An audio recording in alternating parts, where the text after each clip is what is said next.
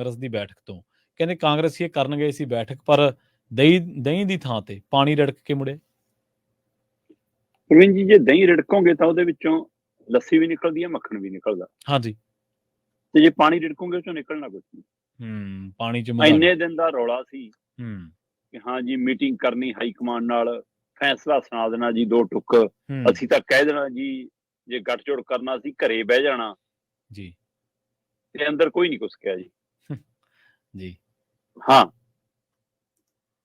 High command ਨੇ ਕਾਂਗਰਸੀਆਂ ਨੂੰ ਸੱਦਿਆ ਸੀ।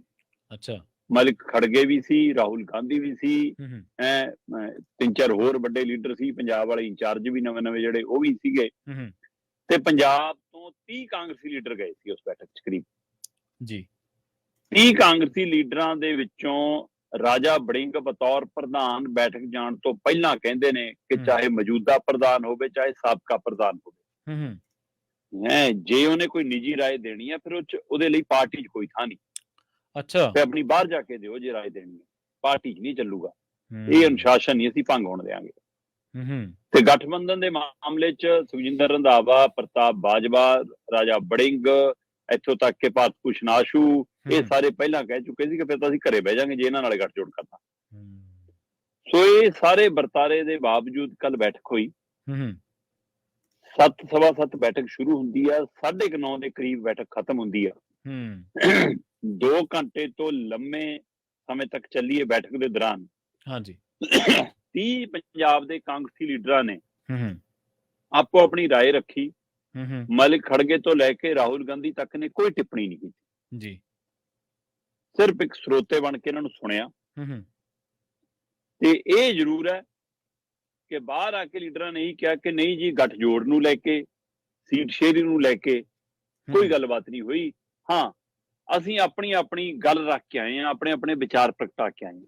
ਠੀਕ ਹੈ ਜੀ। ਜਦੋਂ ਕਿ ਅੰਦਰ ਥੋੜੀ ਬਹੁਤ ਗਰਮਾ ਗਰਮੀ, ਤੂੰ ਮੈਂ ਵੀ ਹੋਈ, ਉਹ ਇੱਕ ਦੂਸਰੇ ਨੂੰ ਲੈ ਕੇ ਹੋਈ ਕਿ ਜੀ ਅਨੁਸ਼ਾਸਨ ਭੰਗ ਕਰਦੇ ਨੇ ਜੀ, ਇਹ ਬੇਲੋੜਾ ਬੋਲਦੇ ਨੇ ਜੀ, ਇਹ ਮੀਡੀਆ ਚਲੇ ਜਾਂਦੇ ਨੇ ਜੀ, ਆਪਣੀ ਉਹ ਪਾਰਟੀ ਨੂੰ ਭੰਡ ਦਿੰਦੇ ਨੇ ਜੀ। ਖਾਸ ਕਰਕੇ ਨਿਸ਼ਾਨਾ ਨਵਜੋਤ ਸਿੱਧੂ ਤੇ ਹੀ ਰਿਹਾ। ਨਵਜੋਤ ਸਿੱਧੂ ਦੀ ਕਾਰਗੁਜ਼ਾਰੀ ਨੂੰ ਲੈ ਕੇ ਅੰਦਰ ਸਵਾਲ ਹੋਏ। ਨਵਜੋਤ ਸਿੱਧੂ ਉਸ ਬੈਠਕ ਵਿੱਚ ਮੌਜੂਦ ਸੀ।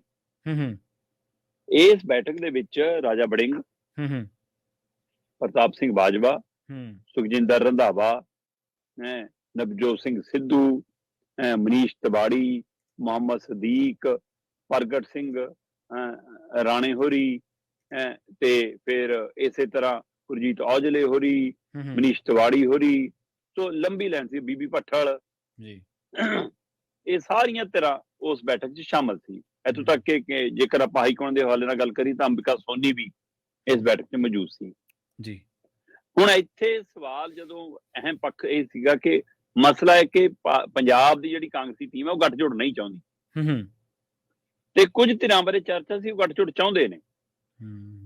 ਖਾਸ ਤੌਰ ਤੇ ਰਵਨੀਤ ਬਿੱਟੂ ਤੇ ਨਵਜੋਤ ਸਿੰਘ ਸਿੱਧੂ ਬਾਰੇ ਸੀ ਕਿ ਇਹ ਗੱਠਜੋੜ ਦੇ ਹਮਾਇਤੀ ਨੇ, ਤੇ ਕੁਝ ਔਜਲੇ ਹੋਰੀ, ਇਹ ਸਾਰੇ ਗੱਠਜੋੜ ਚਾਹੁੰਦੇ ਨੇ। ਪਰ ਜਿਹੜੀ ਧਿਰ ਗੱਠਜੋੜ ਨਹੀਂ ਚਾਹੁੰਦੀ ਉਸ ਨੇ ਆਪਣੀ ਰਾਏ ਰੱਖਤੀ। ਰਾਜਾ ਵੜਿੰਗ, ਪ੍ਰਤਾਪ ਬਾਜਵਾ, ਰੰਧਾਵਾ, ਭਾਰਤ ਭੂਸ਼ਣ ਆਸ਼ੂ, ਇਹਨਾਂ ਸਾਰਿਆਂ ਨੇ ਆਪਣੀ ਰਾਏ ਰੱਖਤੀ ਗੱਠਜੋੜ ਨਹੀਂ ਕਰਨਾ ਜੀ। ਕਹਿੰਦੇ ਇਹਨਾਂ ਨੇ ਤਰਕ ਵੀ ਰੱਖੇ ਕਿ ਜੇ ਗੱਠਜੋੜ ਕੀਤਾ ਜੀ ਤਾਂ ਪਾਰਟੀ ਦਾ ਵਰਕਰ ਤੁਹਾਡੇ ਤੋਂ ਪੱਕਾ ਟੁੱਟ ਜੂਗਾ ਜੀ, ਉਹ ਨਿਰਾਸ਼ ਹੋ ਜੂਗਾ। ਹੁਣ ਲੋਕ ਜੀ ਆਮ ਆਦਮੀ ਪਾਰਟੀ ਦੇ ਫੈਸਲਿਆਂ ਤੋਂ, ਆਮ ਆਦਮੀ ਪਾਰਟੀ ਦੇ ਕੰਮਾਂ ਤੋਂ ਔਖੇ ਨੇ ਜੀ, ਇਸ ਲਈ ਕਾਂਗਰਸ ਨੂੰ ਇਕੱਲਿਆਂ ਲੜਨਾ ਚਾਹੀਦਾ ਜੀ। ਸਾਡੀ 13 ਸੀਟਾਂ ਤੇ ਤਿਆਰੀ ਹੈ ਜੀ, ਉਹ ਸਾਡੇ ਖਿਲਾਫ ਕਾਰਵਾਈ ਕਰਦੇ ਨੇ ਜੀ, ਵਿਜੀਲੈਂਸ ਵਰਤਦੇ ਨੇ ਜੀ, ਪੁਲਿਸ ਵਰਤਦੇ ਨੇ ਜੀ, ਇਸ ਲਈ ਜੇ ਕਾਂਗਰਸੀ ਨਾਲ ਗਏ ਜੀ ਤਾਂ ਨੁਕਸਾਨ ਹੋਊਗਾ। ਉਹਨਾਂ ਨੇ ਆਪਣੀ ਗੱਲ ਰੱਖੀ। ਦੂਸਰੇ ਪਾਸੇ ਬੈਠਕ ਦੇ ਦੌਰਾਨ ਬੀਬੀ ਭੱਠਲ ਤੇ ਨਵਜੋਤ ਸਿੱਧੂ ਨੇ ਗੱਠਜੋੜ ਦੀ ਹਮਾਇਤ ਕੀਤੀ। ਬੀਬੀ ਭੱਠਲ ਨੇ ਵੀ ਕਿਹਾ ਕਿ ਗੱਠਜੋੜ ਹੋ ਜਾਵੇ ਤਾਂ ਕੋਈ ਹਰਜ ਨਹੀਂ ਜੀ, ਕਰ ਲੈਣਾ ਚਾਹੀਦਾ। ਨਵਜੋਤ ਸਿੱਧੂ ਨੇ ਠੋਕ ਕੇ ਕਿਹਾ ਗੱਠਜੋੜ ਜ਼ਰੂਰੀ ਹੈ ਜੀ, ਇਹਦੇ ਨਾਲ ਫਾਇਦਾ ਮਿਲੂਗਾ ਜੀ ਸਾਨੂੰ।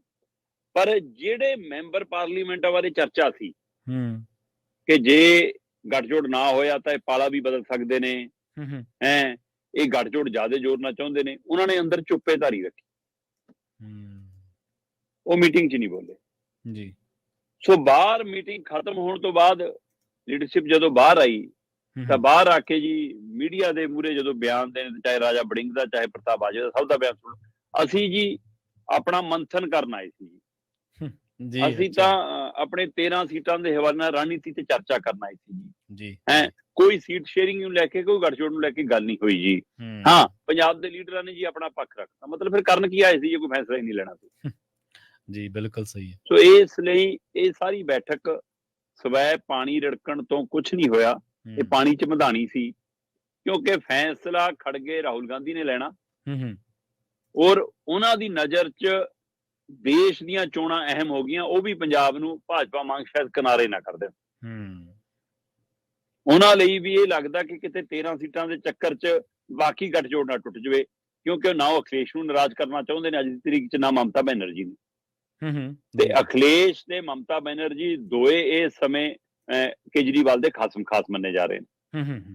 ਕੇਜਰੀਵਾਲ ਦੀ ਮਤਲਬ ਆਪਸ ਚ ਤਿਕੜੀ ਦੀ ਕਹਿੰਦੇ ਕਾਫੀ ਸਹਿਮਤੀ ਆ। ਸੋ ਇਸ ਲਈ ਉਹ ਕਿਸੇ ਹਾਲ ਦੇ ਵਿੱਚ ਵੀ ਇੰਡੀਆ ਗੱਠਜੋੜ ਦੇ ਵਿੱਚ ਇਹ ਨਹੀਂ ਚਾਹੁੰਦੇ ਕਿ ਹਾਂ ਕੋਈ ਧਿਰ ਨਾਰਾਜ਼ ਹੋਵੇ।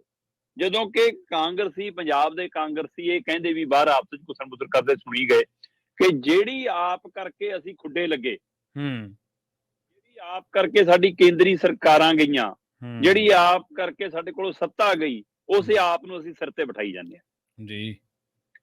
ਜਦੋਂ ਕਿ ਲੋਕ ਮਨਾਂ ਚੋਂ ਕਹਿੰਦੇ ਜੀ ਆਪ ਉਤਰੀ ਜਾਂਦੀ ਹੈ। ਇਹ ਕਾਂਗਰਸੀ ਆਪਣੀ ਚਰਚਾ, ਮਤਲਬ ਆਪਸ ਵਿੱਚ ਤਾਂ ਚਰਚਾ ਕਰਦੇ ਰਹੇ, ਪਰ ਅੰਦਰ ਜਿਸ ਤਰਕ ਨਾਲ, ਜਿਸ ਹਵਾਲੇ ਨਾਲ ਗੱਲ ਕਰਨੀ ਸੀ ਜਾਂ ਇਕਜੁੱਟਤਾ ਨਾਲ ਗੱਲ ਕਰਨੀ ਸੀ, ਉਹ ਨਹੀਂ ਹੋਈ। ਹਾਂ, ਇਸ ਬੈਠਕ ਚੋਂ ਜਿਹੜੀ ਗੱਲ ਸਪਸ਼ਟ ਹੋਈ, ਜਿਹਦਾ ਸਵਾਲ ਅਕਸਰ ਕਈ ਲੋਕ ਸਾਨੂੰ ਵੀ ਪੁੱਛ ਲੈਂਦੇ ਸੀ, ਉਹ ਇਹ ਸਪਸ਼ਟ ਹੋ ਗਈ ਕਿ ਹੁਣ ਨਵਜੋਤ ਸਿੱਧੂ ਤੇ ਪ੍ਰਗਟ ਸਿੰਘ ਦੇ ਰਾਹ ਅੱਡੋ ਅੱਡ ਜੀ।